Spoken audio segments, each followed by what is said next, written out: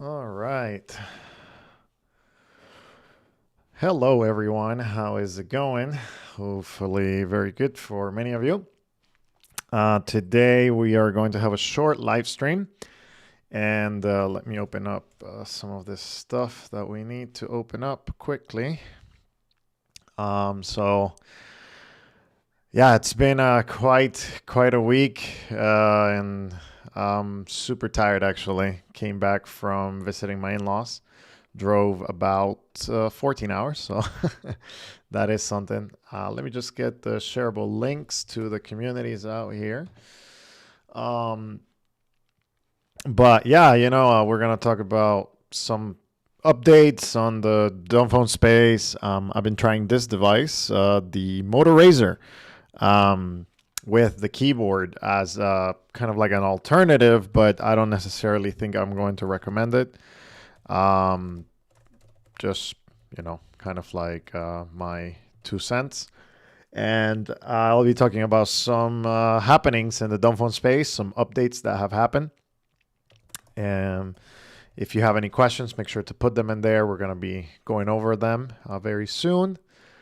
Let me go here. Perfect. Let me post it in the Discord. And yeah, just kind of excited to chat once again about some of these things. And yeah, I've been trying to do this once per month live stream, and it's been good. But I've tried to keep it up. I think I'm I'm a little bit like exhausted to kind of go with that. Next year, maybe we'll kind of figure it out. I wanted to start with a presentation that I'm preparing to present for my friends. We do this kind of a thing once a month called PowerPoint Party, and yeah, I wanted to kind of showcase. I thought it was helpful. It's kind of like a distilled presentation of kind of principles of digital minimalism. I'll put the link in there. You can go check it out. Let me put it in the right here. Yep, there it is. Perfect. So I'm doing a presentation on screen management. And it's a simple idea. I think it's something that I kind of want to start doing these monthly presentations, not only for the channel, but also for, friends and family that sometimes have questions. And my presentation is called Screen Management. And it's a very, very simple idea, something that actually I got from this book, a very, very good book called Unwired. And I highly recommend that you check it out. Gaining Control Over Addictive Technologies. I kind of synthesized some of the points here in this presentation, but I mean, some other are original points for me. So the book essentially highlights how big tech hijacked our brains and essentially says that they planned it. So they made their product add a lot of value in the beginning. Then they designed it differently. So they changed the system to maximize use. Then they increased that design by adding and introducing dependency or anti-privacy features. Then they moved to damage control, which is they spin the narrative from the media, essentially changing some of those things. And then they adopted that new normal. So going back to the cycle, and once people have adopted the new normal, I'm going to give you an example of what happened with, like, for example, WhatsApp. So WhatsApp in the beginning allows you to chat with friends. So that's kind of like they're adding value. They're making it actually a good product to use, back in the day. Something that is like, oh, hey, this is great. Allows me to chat with people internationally. It's good value. But then they started to design for maximum use. So instead of keeping you with your talks and kind of like chats that you were doing, they started to introduce different channels or other features that were not necessarily only chat. Then they increased that by adding refresh pulls, infinite feeds, ads, and other privacy invading features. Now they damage control and they say, like, well, you don't have to press those buttons, stay to your chats. You don't have to go into the stories and into the chats and into the channels and the communities and all of that. So they damage control. And then now they're the default. So they go back to, hey, we're the default now. You want to move, you have to convince all of your friends to move with you. And that's going to be hard. It's going to be very difficult to do because nobody wants to move from that platform, right? So like, it's very difficult to move away from that technology again, or easily. So then I think we have three simple solutions or possible solutions to this. The first one is to juggle it out.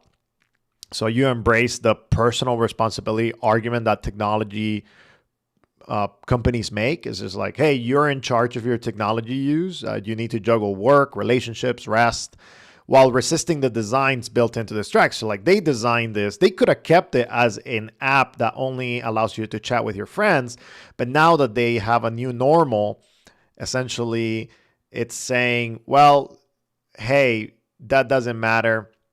Now you had to juggle it out. So juggle it out is one thing that you could do, and you're juggle the app. And this is people that say, hey, just delete the apps, put screen time limits, they work, and it's your problem. It's a self-control problem. So, don't cry about it. Just do it, right? So just figure it out. So this is one system that a lot of people have bought into. They say, hey, we have this new normal, just juggle that out and figure it out. Another solution is to get organized. So, this is essentially saying you're going to build intentional systems around your tech. This is where things like focus, like an app blocker comes into play. So you go and you do this app blocker, you set it up, you do NFC blocking or QR blocking. And yeah, of course you have Brick, Bloom, Unplug, or maybe you buy something like Cold Turkey, which is a blocker for your computer, and you essentially allow to block the entire internet or domains, and you set it up. Or maybe you go one step above and you get a kosher device, like kosher device. And I'll put links to some of these things. So it's essentially, hey, this device, basic phone or a smartphone. They have some smartphones here that allows you to get certain app bundles, right? So you have like Basic Plus or whatever, and you are going to have a device that works. Another one is Balance Phone. This is another one that kind of like you can get the Balance OS, and you pay $99, right, per year, or you buy a phone from them, and that is quite expensive. But you buy it, and you get only certain apps, right? So it is quote unquote distraction free, right? So this is kind of like a hybrid system, and you block all of the other distractions, right? So, people say usually like, I keep my phone out of the bedroom. You get a certain, idea, you encourage healthier habits, and you create a system that doesn't allow you to install some of these things. So instead of just juggling it out, you're kind of like building a system about it and creating something that allows you to use your phone better, right? And this is also something like the minimal phone, which I recommend for work, for some people. Of course, the company needs a lot of work when it comes to shipping, and you need to do your own research before you just buy something. But yes, you buy something with like a dumb screen, or you buy something like the Punk device, which we're going to go over today because they have a new update, which I'm really happy about. So you kind of do a hybrid system, right? Like you get organized with your apps, with your services, and this works for some people. But what I'm going to say is that my preferred system, something that I personally think it's best, is to opt out. So this is something that this book didn't cover. So I read this book, and I think it's great. You should go read it. The Unwired book is actually very good, very good. It traces a lot of things. But I think opting out is a system that is more helpful because it allows you to essentially say, I'm going to reject some aspects of technology. I'm not going to adopt everything the first time around. You're saying like, hey, I don't need every app. You delete the apps, you refuse to accept the new tech, and you build a life to what's important to you.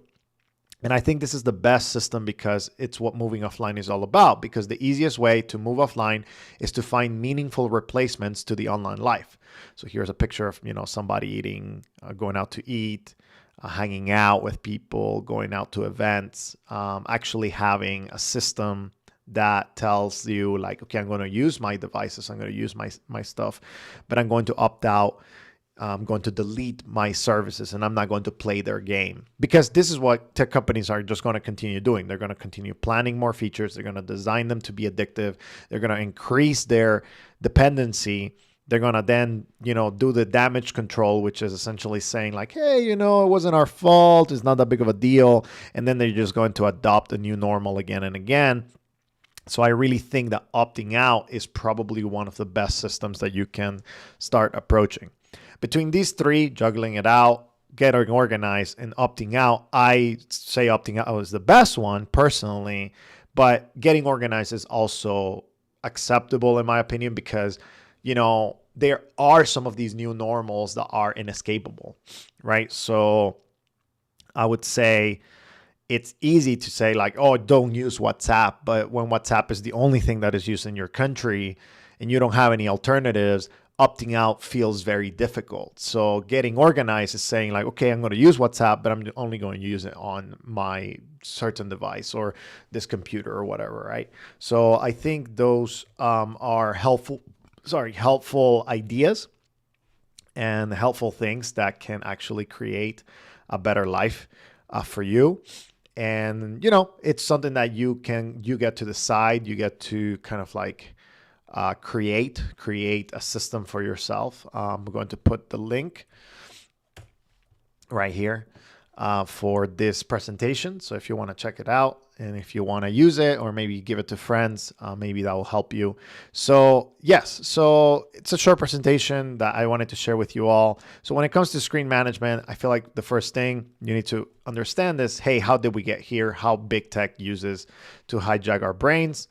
And then you have three strategies. You juggle it out, you get organized, you opt out, and a good reminder that the easiest way to move offline is to find meaningful replacements to the online life. So online is very distracting, but is also very enticing. So finding stuff that you love to do offline is to actually, something that excites you, something that actually keeps you, happy. I also wrote about this on my latest blog or, kind of like newsletter. So if you haven't checked it out, I talked about the three broken promises of technology. And it is, essentially how they promised that we were going to get more productive, we were going to get more community, and essentially we haven't gotten any of that kind of stuff. I'm going to put it as well on the chat so you can check it out. And if you have any, specific things or whatnot, that would be great. So super excited that y'all are here.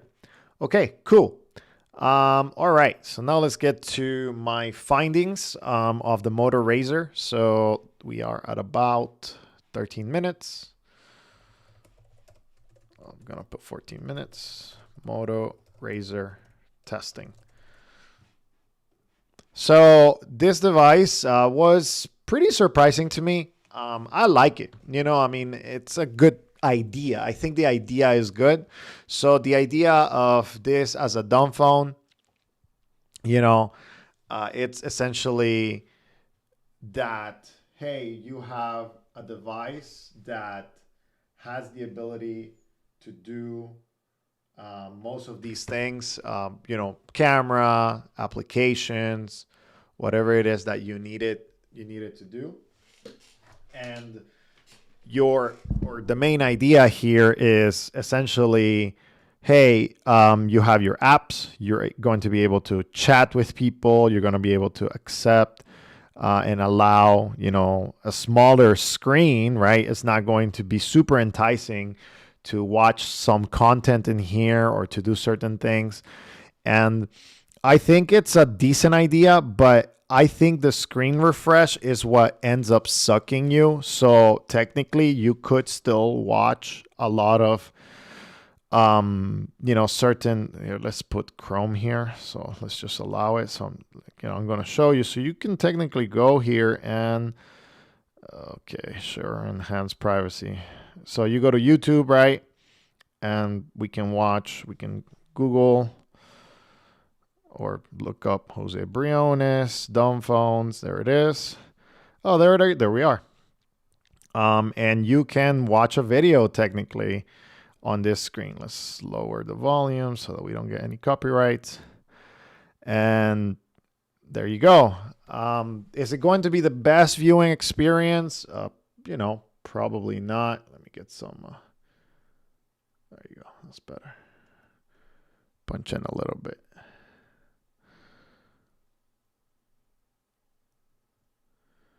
Right. So is it going to be the best viewing experience? No, it's not. But you can still watch something, right? Like you can still essentially get distracted because of the fast refresh rate screen.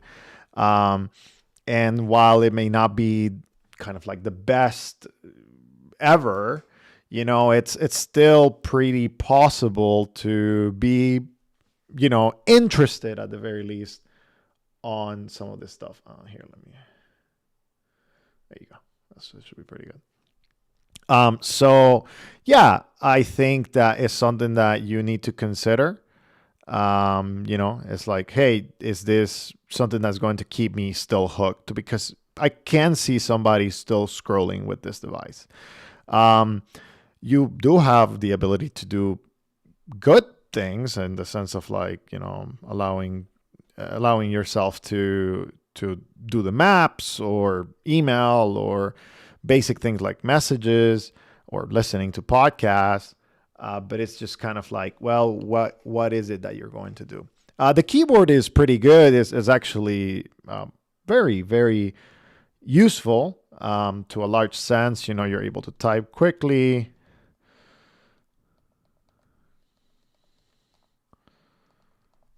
And like the experience is actually very nice when it comes to using it.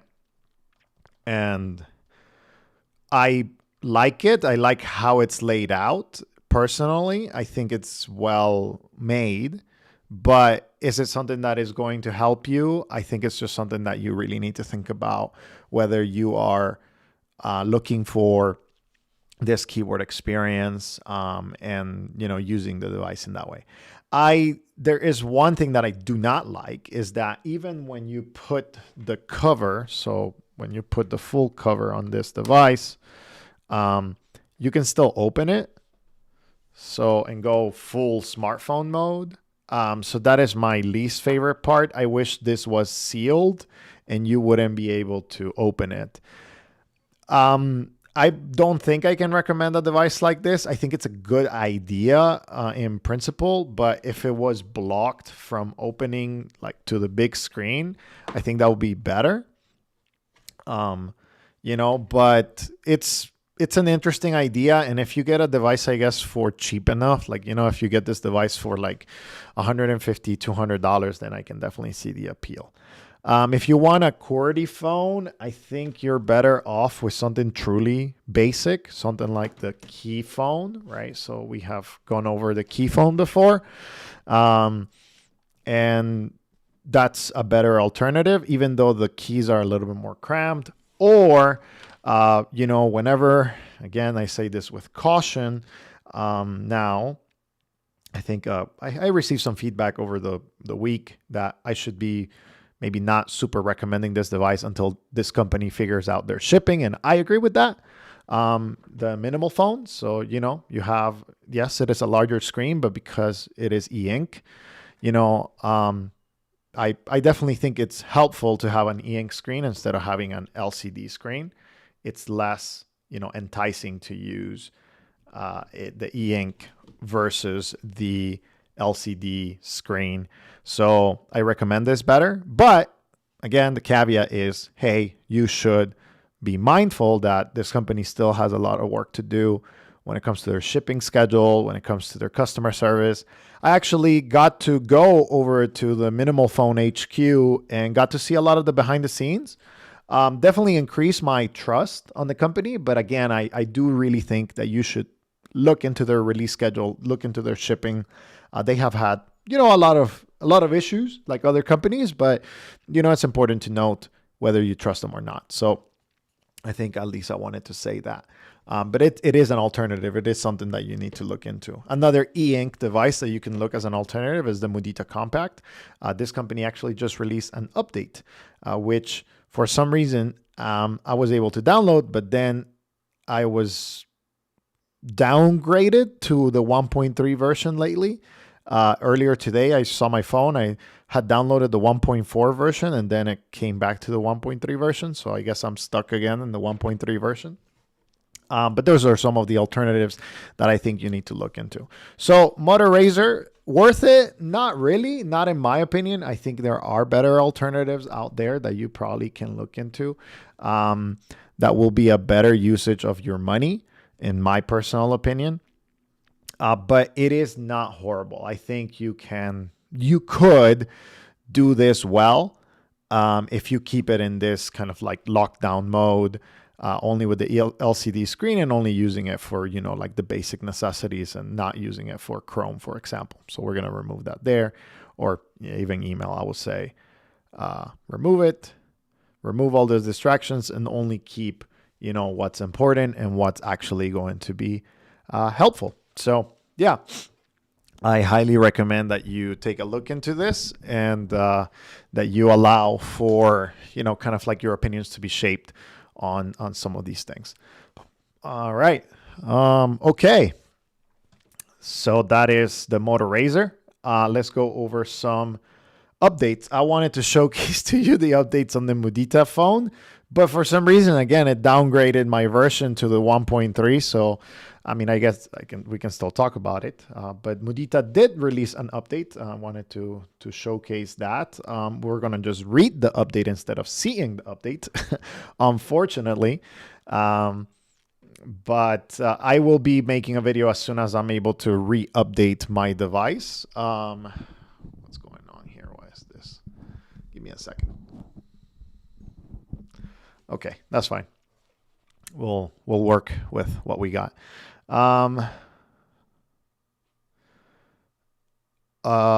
Yes, about 22 minutes. We had the Mudita Kompakt.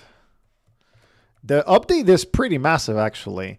So I highly recommend that whenever you get your device, you update to it. We're going to go to the Mudita page. Mudita update. So they have a lot of things, actually. Let's go here. Let's go. Boom. So first things first, a big Mudita OS SMS update is that now you can do group text messaging from the regular SMS application. So before on the device, for example, right here, if you went to messages, if you go to messages, you can only do one-to-one messages, and now you can do group text messages from the default update. So it is very, very important that now that is available from the default messaging app. Sorry about that. Instead of having to sideload a different update. So it's very, very big update when it comes to that. The device still allows you to sideload different applications. Here, I do not have anything sideloaded because when I always review it or whenever I try to update, I try to eliminate as many of the customizations to make sure that I show it in its pristine path. So here we have the apps and software update. Let's see, let's check. Maybe it will allow me to. Nope, still not allowing me to, which is a bummer. Let me see if I can connect it to the Mudita.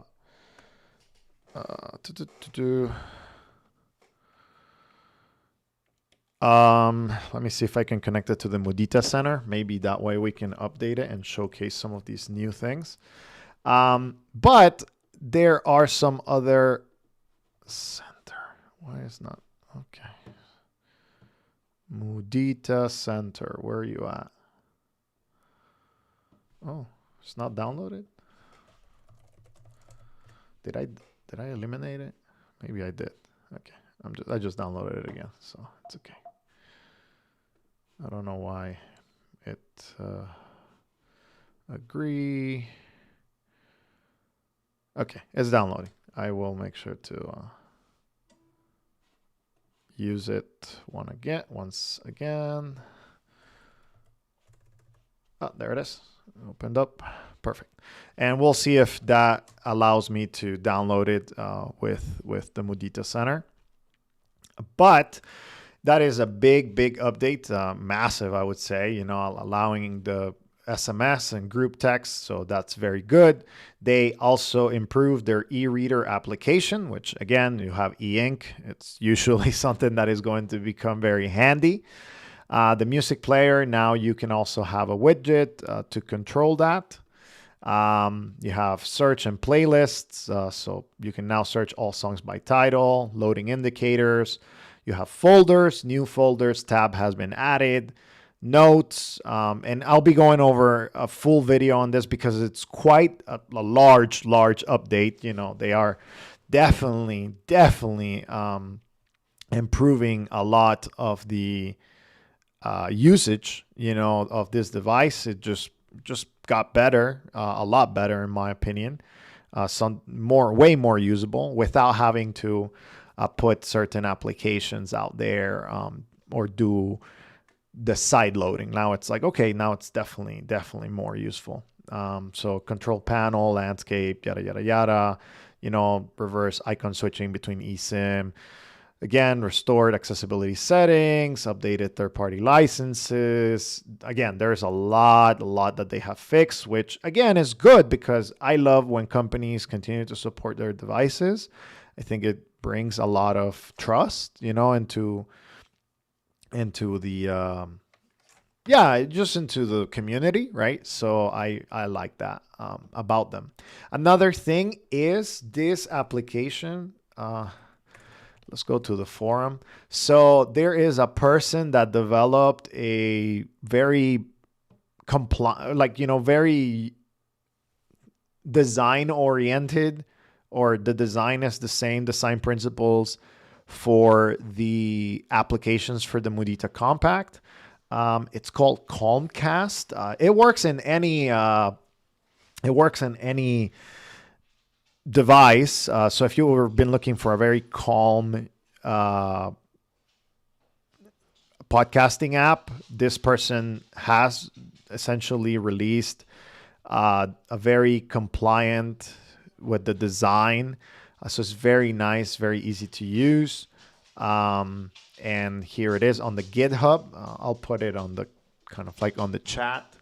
So it is very well designed, very nice to use. And as you see here in some of the episodes list, it, uses some of those. Let me see if there's another one. There's a video there, but it doesn't allow me to play it for some reason.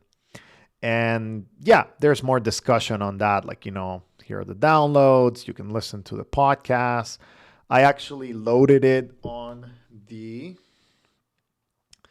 minimal phone, so I can show you a little bit of how it looks. Comcast, there it is. So let me see. Boom. So this is how it looks. It's kind of like very basic. You have your sorted. You can download your episodes. You can play them. 30-second skip. You have a timer for, how you sleep, how long it takes. 30 minutes sleep. You can lock also the scroll bar, so you don't, accidentally press it. You can look up new podcasts. So let's just look up Moving Offline. Sure. Let's see if it actually shows up. I don't know. Moving Offline podcast. There it is. Moving Offline podcast with Jose Briones. Ooh, there you go. And you can listen to the podcast right there. You can favorite it to be able to make sure that it's part of your followed podcast. And yeah, that's about it. It tells you like what it is about. Um, you can play certain podcasts.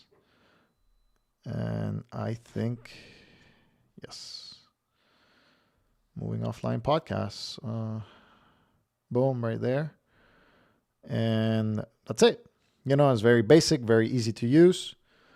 Auto downloads, high dividers, you know. But the nice thing is that since it's compliant with the design for the Mudita phone,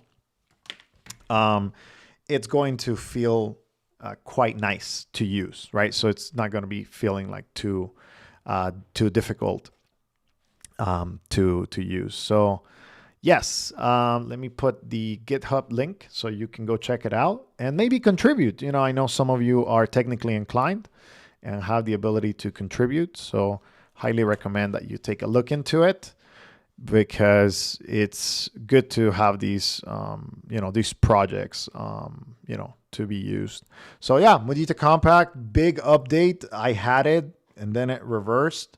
I don't know what happened, but once I get it, I'll be doing like a full walkthrough of the Mudita Kompakt. And yeah, it's like very good that they are doing something about it, right? So that they're kind of like looking into it. So there was another app, but I do not recall what the name was. I saw somebody else. Calm Directory, that's what it was. So there was a person that did a Calm Directory. So I think it's kind of like, think about it like a Yellow Pages kind of a thing. And same dude, I think, released a Calm Directory APK. And essentially the idea is that you can look up gas stations or, restaurants, and boom, right there, it gives you the information. I think they're using probably an open API for their library.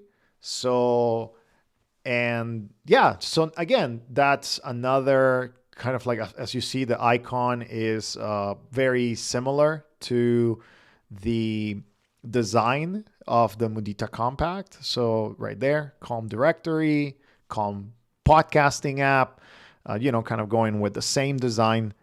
And I think it's just excellent that the community is stepping up, because again, all of this takes time. It uses the Google Places API, but OpenStreetMaps as well. So I guess they're going to be looking into it. But yeah, go check it out on the Mudita forum. This developer is kind of taking it on his own, essentially, to, hey, I'm making a podcast app, I'm making a directory app, things that bring it more to parity with something like the Lightphone 2 or Lightphone 3. So, like if you recall, the Lightphone 3 has those similar apps. So here we have the Lightphone 3, and it has the podcast, which is very, kind of like compliant with very basic and also text-based. So you have that, and then you also have the directory app, which a lot of people were looking for on the Mudita. So yes, at this point you had to sideload it, but you also, you also have that ability to use, the device, and you can add, other things, etc., etc. There are some news about the Sidephone. We'll go over that in just a second. But yes, so again, you have Mudita updates. Excellent that they have released a massive update with 1.4. And you can also watch a video on their website about how it all looks. So, you have, a video of like, okay, how do you create, this is the group chat, like, create a group, you select your contacts, you write their message, etc., right? So you also have, I guess it's just showcasing, that was the group text, and then you have music player update, You can play, you have the widget, boom. And, those are kind of like major highlights, I guess, in a very small video, about two minutes. So they just kind of showcase those two things. But yeah, again, there are a lot of other things on the e-reader upgrades, default app selection, smarter notes, etc., etc. So I'm kind of happy to see that they're doing this Mudita Kompakt update. So very good. Sidephone, yes. So we have some Sidephone things to talk about. They have been developing some of the extra kind of like functionalities of the apps. So I recommend that if you want to follow with updates from the Sidephone team, that you go to the subreddit. So that will be the easiest way to Reddit Sidephone. That'll be the easiest way to check out what's cooking. They have a video kind of like looking into the QWERTY keypad. They have also a video on the circular, on their like sundial thing, and that kind of stuff. So here it is, Sidephone keypads and key mapping. So again, we can see how it's going to be used. Their YouTube page has also, some of these demos. In my opinion, personal opinion, while I am interested and excited on the customization side, for example, here we have the QWERTY keypad that they're developing. I am also concerned, not necessarily concerned as in like this is not going to happen, but more concerned that all of these things are adding complexity to the project. And while it is cool to see, I mean, this was literally released 23 hours ago for the QWERTY keyboard and how it's going to work. I am also weary of projects that are trying to add too much complexity. When I went to the Minimal Phone HQ, I talked with, the team. And one of the things that Andre told me was, we launched as a startup 6 different like phones, essentially. Like, they had it's the same device hardware wise, but then you have different RAM configurations, different storage configurations, different color configurations, and all of that adds a level of complexity, right, to how things are going to work. And that's when I look at, okay, if that phone was, kind of like off the shelf to a degree, this is a little bit more customized. And whenever you're dealing with like these replacements and modularity, again, you are using some of this complexity. And while I'm okay with that, you also have to recognize that adding complexity to a project creates a little bit of more friction, right? So again, not a bad thing, but not a great thing either, right? So here is more for the app library. This was released about 30 days ago. So after our last update. I talked with Chris and he said that pretty much they're attempting to send the first devices after like the new year. So expected probably at the end of January, beginning of February. So that's probably what I'm, kind of like expecting. So here are some of the app libraries that they're able to confirm that some of these things are going to work. So you have AntennaPod, you have City, Breezy Weather, City Mapper, Proton. I think they have something like that here, on the apps. So Maps, Browser, Voice Recorder, WhatsApp, Proton, Tools, kind of like stuff that they have already said that is going to work. They're working on work in progress to make sure that it works for Duo, Bitwarden, more of these like two-factor authenticators, third-party messaging. And it's not that it won't work. I mean, like technically it's Android and you'll be able to sideload whatever you want, but it's mainly essentially saying like, okay, we have optimized it for this usage.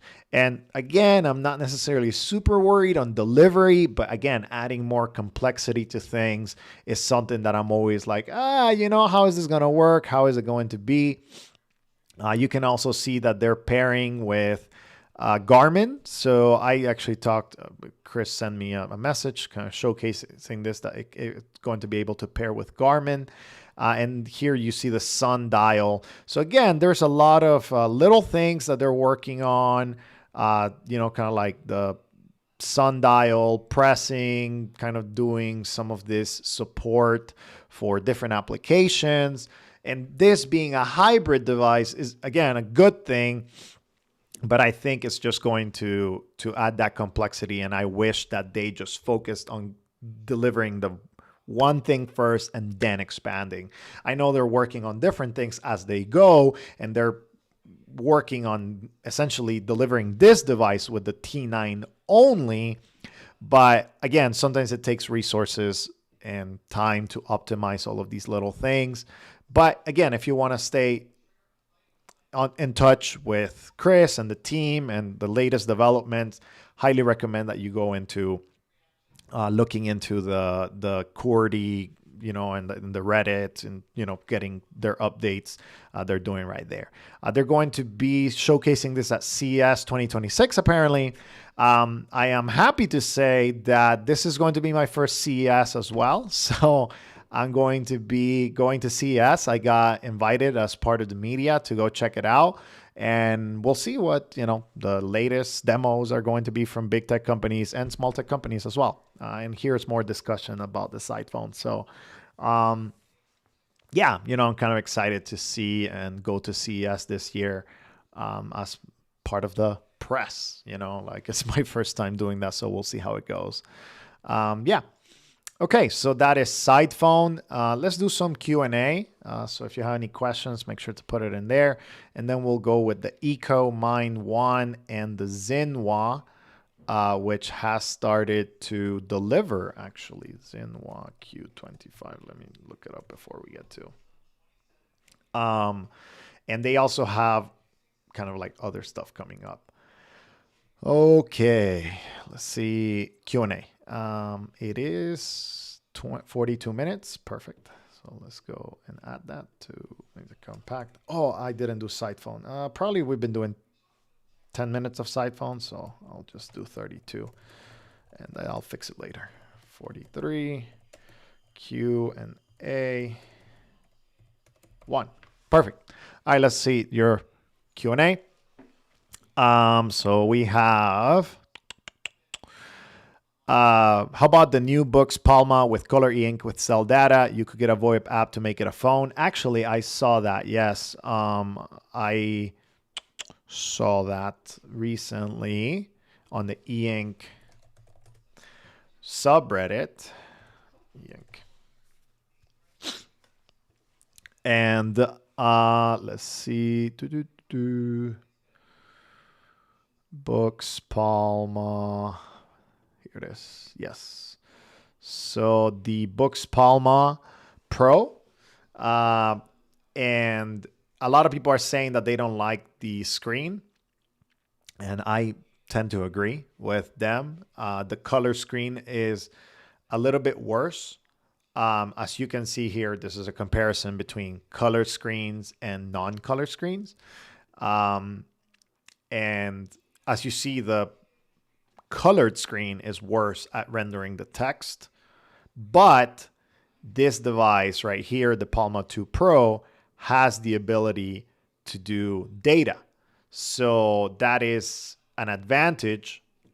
This is a user, Jordan. He has a lot of different devices. And he has compared, some of these devices. But the Palma 2 Pro has data, so it has the ability to, here it is. Oh no, that's the A paper. To be able to use, some of this stuff with it, which is having data, having used it. I know personally that is a lot better, to use some of these things. But as you see, the screen suffers a lot. And even the reviewers have said this. So Palma 2 Pro review the Verge. So one step forward, one step back, and one major step back, they said. So the screen is flat out bad. So for $400, I think the question is, do you really want the cell connectivity? So cell connectivity is great, which I think, yes, you can use it as a device.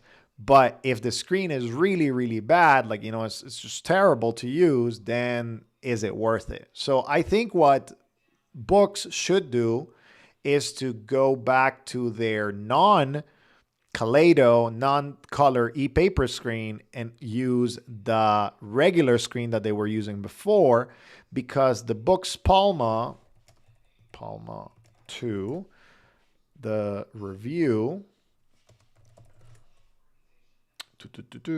where is it? Right here. This one had, let's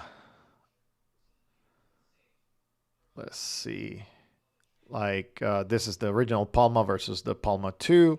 And people just said, hey, it's better. The Palma 2 is better. It has more updated, kind of like, it has a updated screen, an updated Android, and that kind of stuff. And it was just better. But for $400, the problem is that this screen is bad. And I can attest to that because it's using a very similar screen to the Lenovo, I think ThinkPad Gen Plus 4, which I do have at home. It's actually my computer, and this is no longer available. But the screen on the back, this right here, is just very muted. And the community has had to do a lot of work to get it to actually be better. So I highly recommend that unless you really want e-ink for the purposes of cell connectivity, that you don't get this, because it's too expensive for a bad screen, essentially. I mean, you're talking about $400 for a bad screen. I, unfortunately, will have to recommend the Highbreak Pro instead. And even then, I don't think the Highbreak Pro is a better option. Even then, like, I really think that you should only get the Highbreak Pro that is black and white and not the color display. I just really think that the color displays for smart devices right now, for e-ink devices, are just not there yet. So I don't recommend that you get it, even though it may be a good device with the cell connectivity, just because the screen is flat out bad. Like, I've seen the reviews and I know what this looks like because I've had these e-color, e-paper devices and they're just not there yet. Yeah. So thanks for bringing it up. But again, I don't necessarily recommend it. Do you have an Emporia Touch Smart 2? If yes, what can you say about it? What's special about it? So let's go look it up here. So I did have one. Touch Smart 2. Right here. So the Touch Smart 2 is kind of like a hybrid phone. It's a flip phone for the European market. And you're able to install certain applications. I would not necessarily recommend it over something like the TT Phone 280 or the TT Phone 970. I think those devices have a better experience overall. So I would say go and look into those first. The Emporia is a good device. It's a very basic device. And if you're looking at it for like from the perspective of like, hey, calls, text, and one or two apps, then yeah, I think it's going to be a good experience. And they released the Emporia Touch Smart 3 recently. So it's out of stock, I think, now. Yeah, so it's sold out. but you probably can contact them and try to get a device. So the Touch Smart 3 is much more recent. It actually came out, I think, in the summer, and I think it's a better option. So I would go with the Touch Smart 3 instead of the Touch Smart 2. But again, it's kind of like calls, text, basic device plus one app or two. And that is mainly because it has a 2 gigs of RAM, like in 2 gigs of RAM with Android. Android is quite a hog when it comes to the performance. So, I don't necessarily recommend that you get something that is not optimized. And 1, 2 apps plus calls and text, I think is a good thing. More than that, probably not going to be the best for you. So just my 2 cents. Okay. Let's continue with more just more questions. I'm kind of stuck between using my Lightphone 2 or jump to the Sony XP3 Plus 5G. I have both. I love the Lightphone, it's great, but I'm just afraid of the lack of 5G. Yeah, well, I think that you should just try it out. I think, 5G or 4G LTE is here to stay. It's not going to be something that I think that it's going to be phased out anytime soon. Probably by 2030, maybe it's going to be phased out. But for now, I think you should be fine. I wouldn't fear using the Lightphone 2. Just use it as long as you can. And then, Lightphone 3 has 5G. But if you already have a 5G phone with the XP3 Plus, just use that. The XP3 Plus it's a great device. I actually like it very much. Yeah. So. Okay. The idea of Fairphone has a swipe down power button. Yes, I actually have one.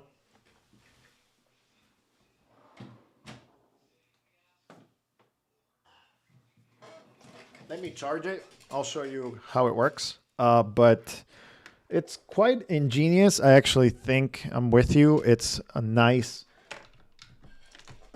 feature that the Fairphone has. The only thing I don't like about this is that it's a massive phone. Very, very big. So Fairphone 6. So the Fairphone 6, it's very nice. I love the repairability. I love that the device is, built to last. And it has a lot of nice things. But there is this digital minimalist kind of button. Right there. I think it's going to show this. Yes.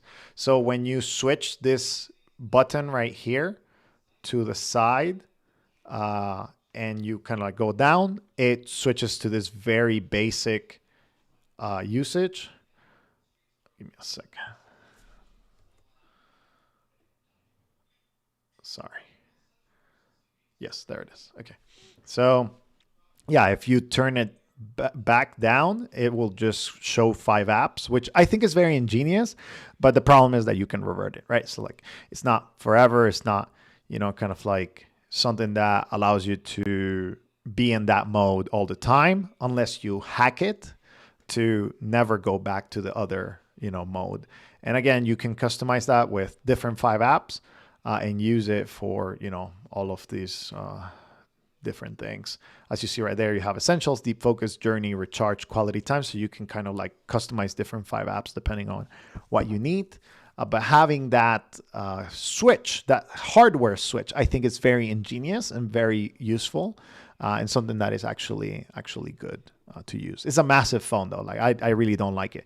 I bought one on a sale while I was in Europe. Just to kind of check it out. And also because my wife's phone needed to be replaced. And once it dies, she uses her phones until they die. She wanted a repairable phone. And I love repairability as well. So I was like, okay, I will buy it. And then, since Fairphone has been updating their devices for 10 years, essentially, that's another thing I do like about them. They look at it from the long-term perspective. Then I was like, okay, we'll get it. And then we'll use it once your phone dies. So that's why I got it. But I haven't used it much because, well, it's in a drawer for now. Okay. Let's see. Every time you click on the app, they're like, do you want it for, and then you could just keep doing it or you want it. That's a problem with digital well-being as well. They almost surely intentionally make it so easy to stay engaged and to turn it off. Yes, that's true. Hey, give me more time. Give me more time. So, they just give you more time and that's it. Let's see. More questions. More questions.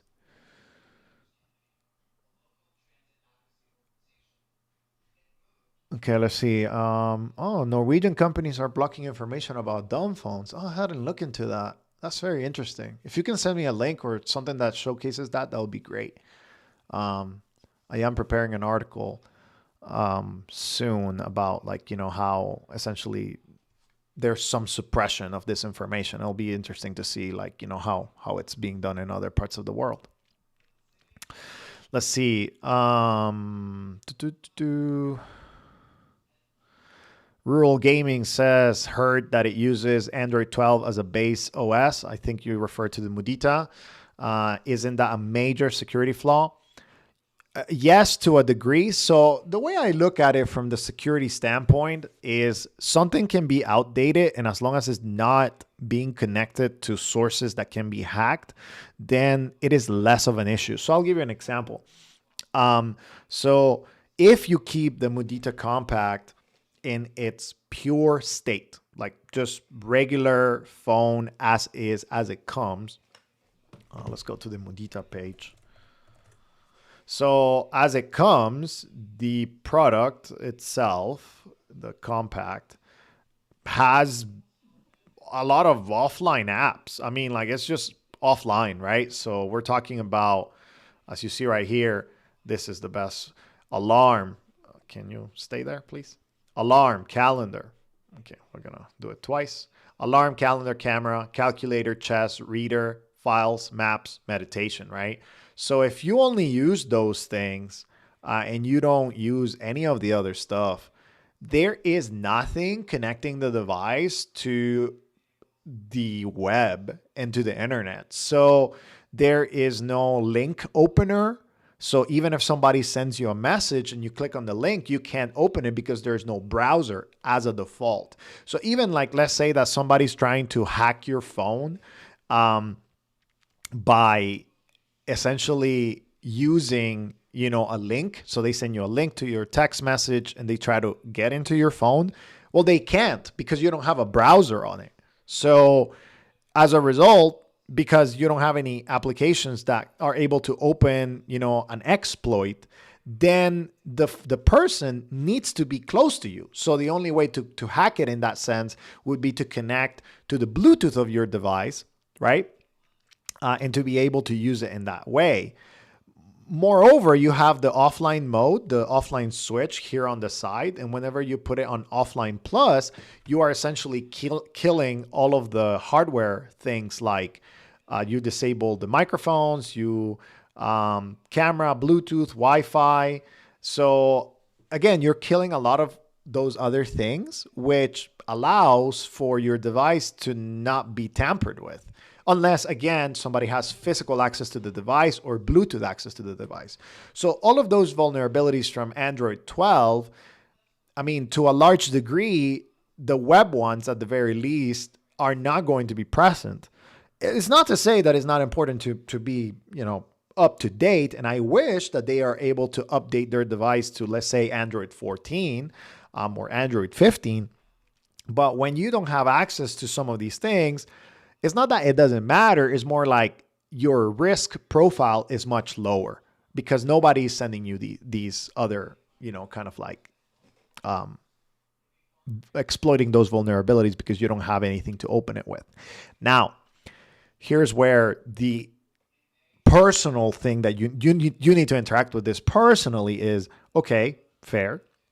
So this device is based on Android 12. If you start side-loading apps, right? So now you decided to use, here where it says something about side-loading in here. Yeah, so add essential third-party apps via Mudita Center. Enjoy the freedom to customize your device without invasive app stores, ads, or tracking. Well, that's not necessarily true because I could be side-loading apps that are invasive. I could be side-loading apps that do have ads, and I could be side-loading apps that do have trackers. So now we're saying like, okay, so if you side-load, let's just say a browser to this device, then you can open that link, and then you do have those vulnerabilities available. So again, I really, really think that I really think that you need to be careful on what you're side loading and where you're side loading it from, because it's possible that you have bad actors, looking into exploiting your device. So yes, in that sense, if you're going to use the device um, further, so like differently than just the default experience, so now you're adding a browser, now you're adding other applications like WhatsApp or whatever it is that you're using, then yes, it becomes definitely more vulnerable, and you really have to think about it and say like, okay, am I using it in the best way possible, to the best of my abilities, and am I using it securely? Or am I sideloading apps that are going to be open my information up to third-party advertisers, are going to be opening up to ads, are going to be opening it up for somebody to send me a malicious link that gets my information. So the more you're sideloading, the more opportunity you have for those bad things to happen. And because there is no update to Android 13 or Android 14, then all of a sudden, you don't have the ability to do that. So I had Henry from Techlore. He is a person that has been in the privacy space for a while. And we had an interview with him a few months ago. Well, where is it?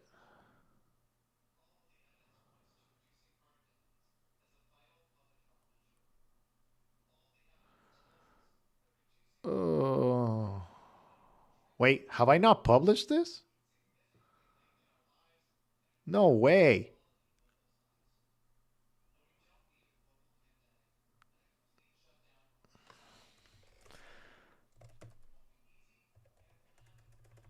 Henry Fisher. Really? I haven't published this? This is odd. Very odd. So I'm going to look for that. Wow. I would have swore that I already published this. Um,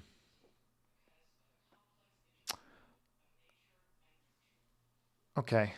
That is odd. Very odd. Okay. I'm going to have to go look. But let's go to his YouTube.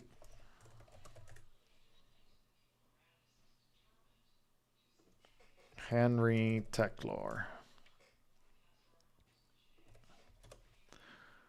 Here it is. So, oh, perfect. So here is a great podcast, probably a year ago, that was talked about. And this is threat models, right? So what is your threat model? Learning, how all of these things work. So I highly recommend that you go take a look. I'm going to open this video URL and add it to the links.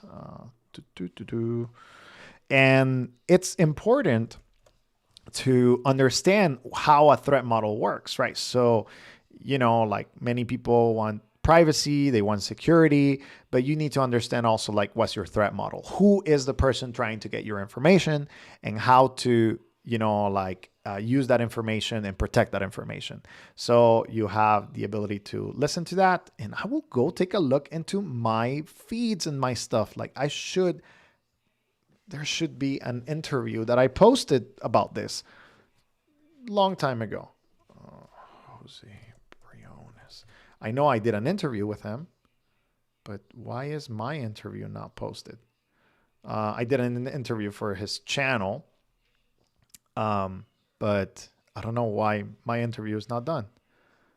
This is so odd. Okay, I'm gonna have to take a look into it. Anyways, so go take a look into that video, go take a look into threat models and understand them. And now that you understand that, you decide, okay, do I want to be able to use this on my phone? And I am opening it up for these people to, bad actors, to exploit it if I have a system that is too old. And yeah, everything is getting patched, getting fixed, and like if you want the best security at the best time, then probably a dumbing down a phone will be your best option. So yeah, that's important. Okay. All right. We went over news of the Sidephone.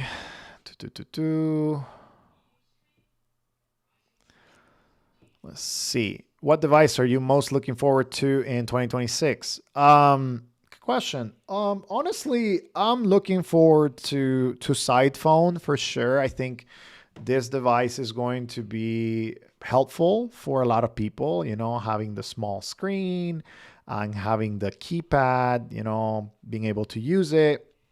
I think it's going to be a good device, good halfway through, for most people. Also looking forward to the Zenwa, the QWERTY device. I think it's also going to be a good halfway for a lot of people.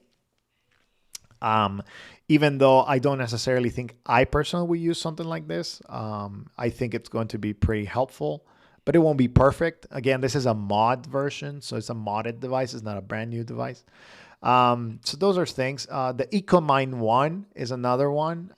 So essentially what I'm looking for nowadays in this specific instance or in this specific space are devices that are not smartphone form factors, not the massive screens, but something smaller, more compact that is going to be able to be maybe manipulated for the purposes of using something more useful, not facilitating the doom scrolling as easy as possible. But if we're talking about pure dumb phones, the phone that I'm most interested about is actually the HMD Touch 4G. And the reason why is because although it is not super smart, and it doesn't have the ability to do all of the things that you wanted it to do, this express chat feature, I think, is going to be a game changer for a lot of parts of Europe and hopefully the US if they decide to release it here. And the reason why is because, with the Express Chat app, you now have a WhatsApp competitor, but now you're bringing dumb phones into that space where you have a competitor for a cloud chat app capability. And because you're able to get it on Google Play, right? So somebody can download this and do a FaceTime call or a voice audio or just a regular text message with all of these applications. And now you have a dumb phone that has the ability to do some of those group text easily, listen to voice to text, be able to share information easily. And I think that personally is something that I'm looking to review or to understand how it works.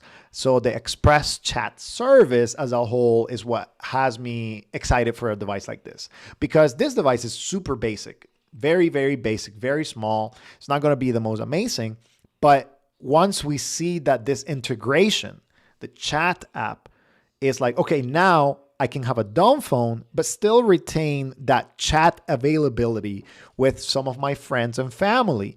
And they don't have to change their device, right? So you can just say like, hey, I'm going to be switching to this dumb phone, but I can retain that chat feature with my friends and family. So I think that's going to be a smoother experience.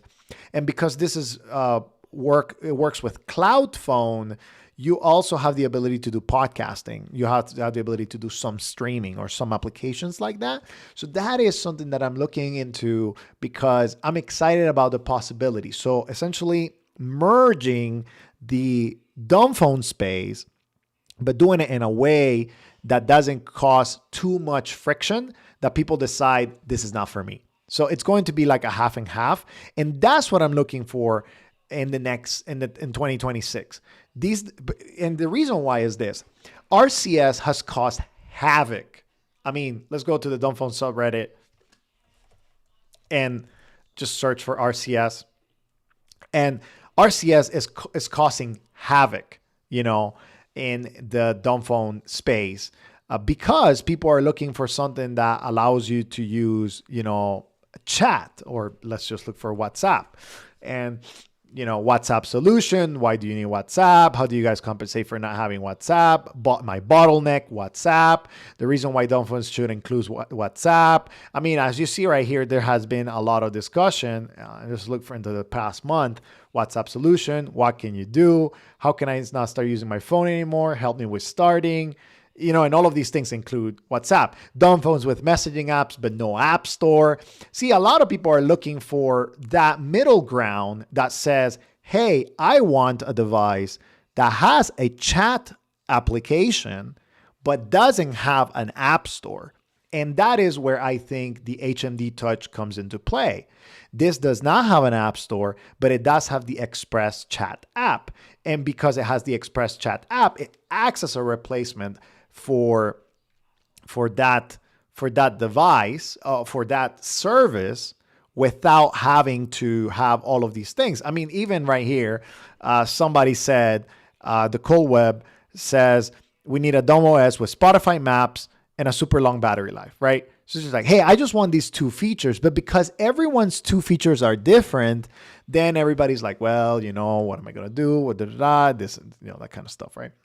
So I think that something like this has the potential because HMD is a larger company, right?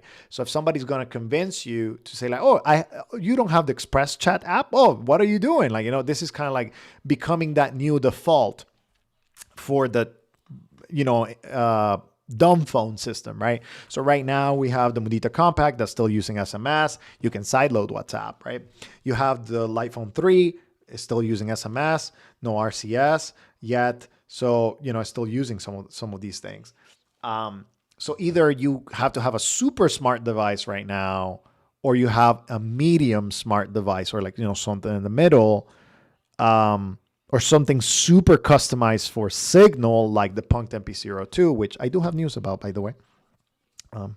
Encouraging to see that. But you don't have something that appeals to more a mass audience. And by releasing in India first, this has a mass audience and is going to be able to have that kind of like critical mass for the application, for the smart application. And if that happens, then I'm really excited for this service to spread out into other smart devices, or, hybrid devices like the HMD Touch, or something like the HMD, let's say that they are able to bring it to a Nokia 106 4G, or they're able to bring it to a flip phone like the Nokia 2660. So now you're going to have Express Chat in all of these other form factors. I am personally more interested in devices like that than on something like the Sidephone, because Sidephone is Android based. And whenever you have Android based, you have the possibility, it's not guaranteed, but you have the possibility, unfortunately, of putting distractions into it. Because yes, I mean, they're advertising default, phone, messages, camera, essentials, WhatsApp, mail, maps, browser. Fine. All of this sounds good. But the moment that you start introducing browser, the moment that you start introducing all of these other applications, you have the possibility of introducing distraction. With something like the HMD Touch, you don't have that possibility because it's underpowered and the processor only allows for apps to run either in the cloud or in something like the Express Chat app, which is extremely basic. So because of that, I'm interested in more devices like this than in devices like the Sidephone. I think the Sidephone is going to be a great device and it's going to allow so many people to be able to kind of have that happy medium that they're looking for.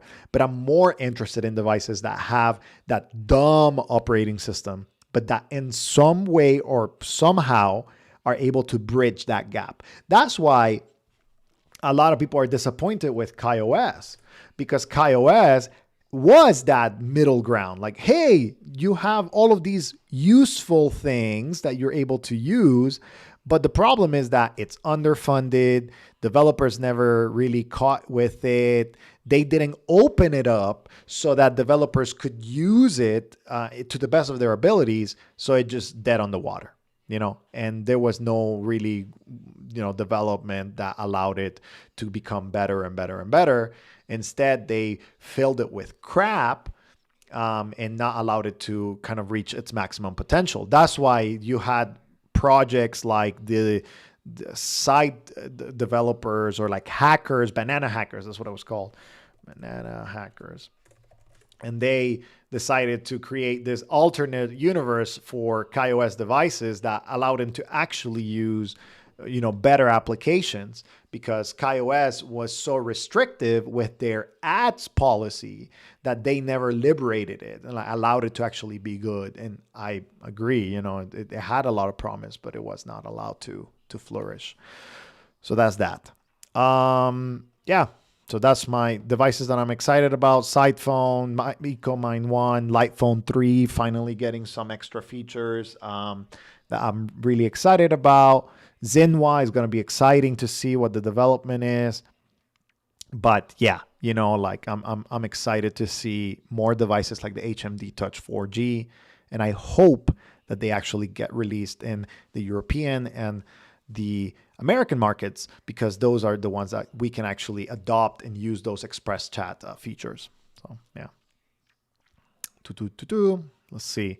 Rural gaming. I have issues. I have had 8 surgeries, so screens are rather tough for me, and eye strain. So I'm looking for a good e-ink phone.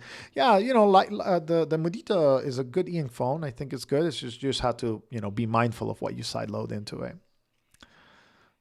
All right. One thing that I recommend you look into is doing a dual setup with an e-ink tablet. So, you buy something very basic, like a phone, like a flip phone, or, an e-ink device, like a Lightphone 2 or a Mudita Kompakt, and then just get an e-ink tablet, so it doesn't have to be something super expensive, but, oh, wow, this guy has had a lot of experience, I think. But yeah, something like this, the Books Go, or something that has extra capabilities. I have a Books Note Air 2. It's older, but it still works. They still updated it this summer, which I was very happy about. But yeah, you get an e-ink tablet, and all of a sudden you have access to certain applications. Like here, for example, the Books Note Air. But there have to be cheaper ones like the Go series. You get something that is all smart. Like, you have the ability to get a Go 7. Yeah, why not? Like get something that is easy to use. No, don't get the colors, just get the regular ones. And you're able to sideload certain applications, like, hey, there you go. You're able to sideload certain things, and you're going to be able to use it. And I really think that that's the best setup. That's the best setup for what I have encountered. I use the Lightphone 3 as my primary device. And then I have a smart tablet that I bring with me for all of the other smart stuff. So if I need something smart, I use the tablet. But because it doesn't have data and it's large, I'm not like using it everywhere. Like, I just bring it out for the things that I actually need to use. And I think it's a better setup that way. It's something that I've come to recognize and realize that the best setup is probably a very basic phone and a smart e-ink tablet, because since it's e-ink, you're not going to be watching videos and doing all of these things unless you really want to watch it. And it's less prone to using some of those kind of things.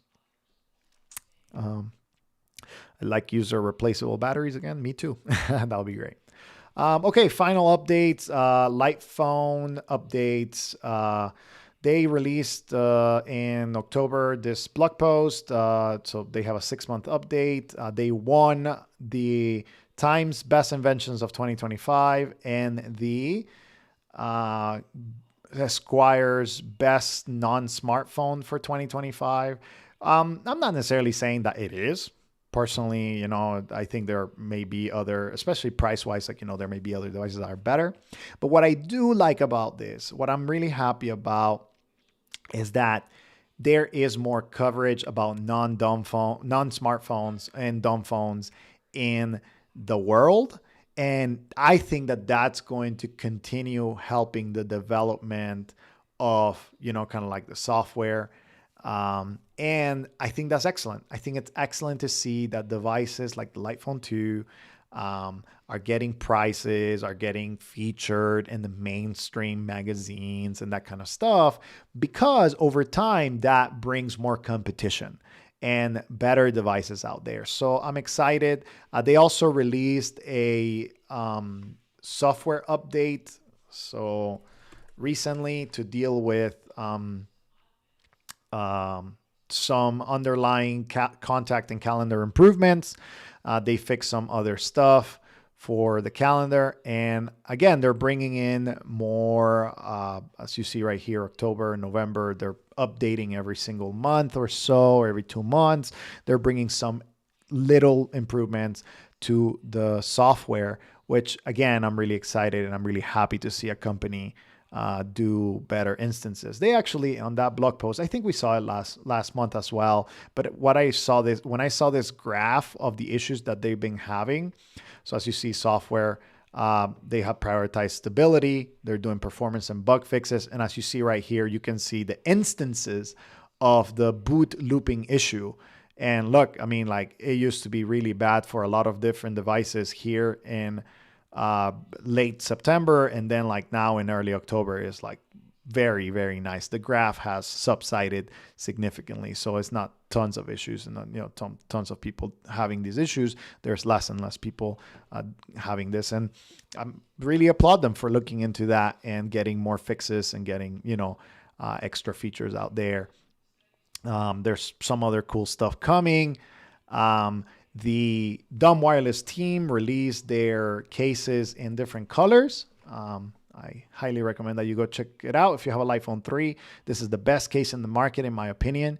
And wow, sold out of the Evergreen. But they have petal, stone, computer gray, just regular black. I have the regular black one, but I've been tempted by getting this green one. It looks super cool. And I guess it was pretty popular because it got sold out. So, yeah, that's cool. And yeah, I really, really like it. Very, very much so. Like, the case is very, very cool. So, highly recommend that you go get one. If you have a iPhone 3, it's probably the best, out there. Sunbeam, I never checked actually. I checked last, but I don't know if they have done any updates. I did not check lately. But I don't think so. Maybe, yeah, October. Yeah, October. That's when they fixed the last thing. So they have not updated yet. But yeah, exciting to see they continue to make progress. One of the brands that I do recommend. Cool. Well, everyone, that's what all the questions. That's all we got for today. Please let me know, of course, if you have any questions, any comments. Let me showcase to you this device, the Fairphone. So here it is, Fairphone, and when you boom, right there, it goes into that super nice mode, and you can change journey and create the essentials and select the apps that you want. If you want YouTube Music, I don't want that. So, if you want, let's say Text Now, or you want Google Meet, Keep Notes, Gmail, sure. And right there, you create a moment and you can switch to it. As you see, the apps switch with it. And if you want to go back to color, you go back to color. You go back to the whole experience, which is what I don't necessarily like. But if you want to Zen, boom, right there. Zen mode, essentially. No distractions, no crazy things. You're going to be able to use it that way. So neat device. I'm excited to finally replace my wife's phone with this one. But I mean, not necessarily one thing that I recommend super or a lot. Yeah, cool. Well, everyone, thank you for being here on the live stream. I hope it was helpful. We got some updates. We got to talk about some of the exciting things for 2026. I'll be going to CES next month, or, the beginning of the year, and I'll be checking out some of the innovations in there and kind of checking out how it all works. Super excited to see what's going on in there. Going to the press, releases and that kind of stuff. I mean, I'll get to see some of the technologies and try them out. And if you have any questions in specific, I think the Mudita team will be there, Sidephone team will be there. So if you have any questions about those devices, make sure to let me know. Send me an email. Just reach out, DM, whatever it is. I'm kind of excited about that kind of stuff, and hopefully I'll be able to check out some of these things as well. Cool. Well, thanks again. Hopefully you stay safe, hang out with family, have a good holiday season. And I will be doing a live stream in December, probably towards the end of December, between Christmas and New Year's, most likely. I have a busy December, so I probably won't be doing it in the beginning of it. And if I miss it, that's okay too. It's not the end of the world. But yeah, excited. Hopefully you have a great holiday season and enjoy your time with family, time away from work. Take some rest from screens, from work, from all of these crazy things. And don't spend too much money either. There's a lot of consumerism happening, and probably we don't need to spend all the things here and there. Anyways, hope you have a great time, and see you next time.